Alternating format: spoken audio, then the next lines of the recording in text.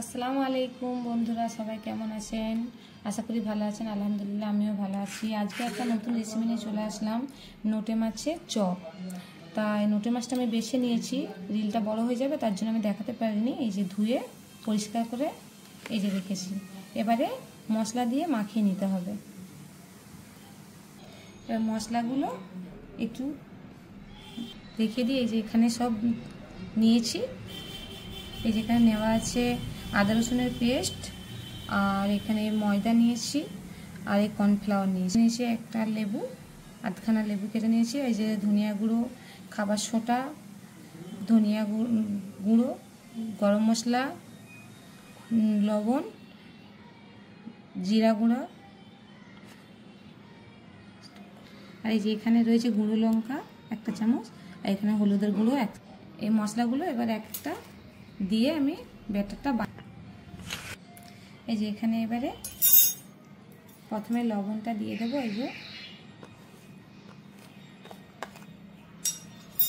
তারপর দিয়ে দেবো এই যে লেবুটা দেওয়ার কারণ এই যে মাছের একটা গন্ধ থাকে না, এস্টে গন্ধ, ওই গন্ধটা কেটে যাবে। এই যে একটা একটা মশলা আমি দিয়ে দিচ্ছি।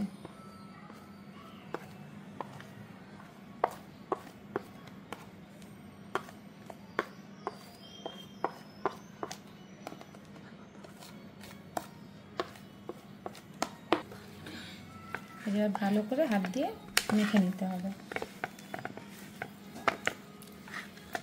আর আদা রসুনের পেস্টটা এতে দিয়ে দিতে হবে।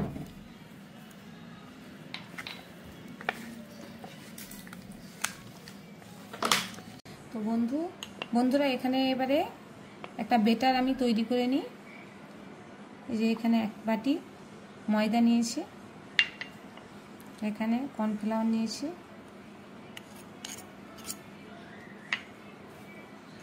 স্বাদ মতন লবণ দিয়ে দিতে হবে, আর স্বাদ মতন এই যে একটু কালো মরিচ দিয়ে দিতে হবে।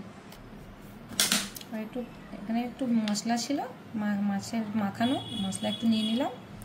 এই যে পানি দিয়ে বেটারটা একটু তৈরি করে নিতে হবে। এই যে বেটারটা বানানো হয়ে গিয়েছে, যাই পকোড়াটা ভেজে জ্বালাচ্ছি। এটা দিয়ে চলো,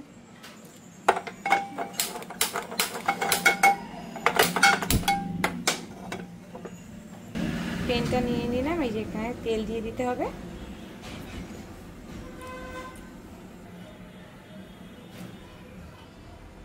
এই যে তেলটা গরম হয়ে গিয়েছে, যে মাছটা এইভাবে এরকম করে বেটারের সঙ্গে মাখিয়ে নিতে হবে।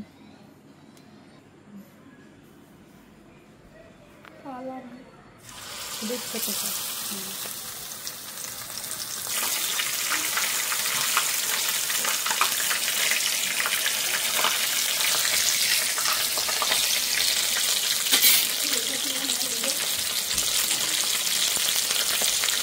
চিকন হওয়ার পরে একটু উল্টে পাল্টে নিতে হবে।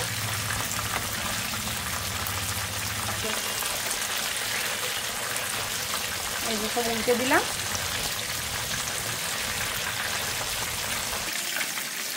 এই যে হয়ে গিয়েছে।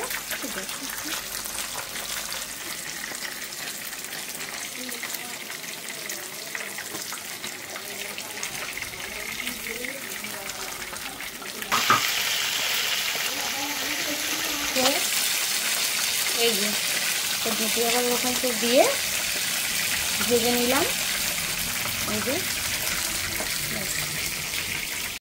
এই যে বন্ধুরা দেখুন কত সুন্দর হয়েছে, দেখুন খেয়ে দেখো কেমন হবে। তা বন্ধুরা আপনারাও বানাবেন, বাড়িতে একবার এরকম রেসিপিটা করে খাবেন, দেখবেন খুব ভালো লাগবে, সবার মন জুড়িয়ে যাবে। আশা করি ভালো থাকবেন। আসসালামু আলাইকুম।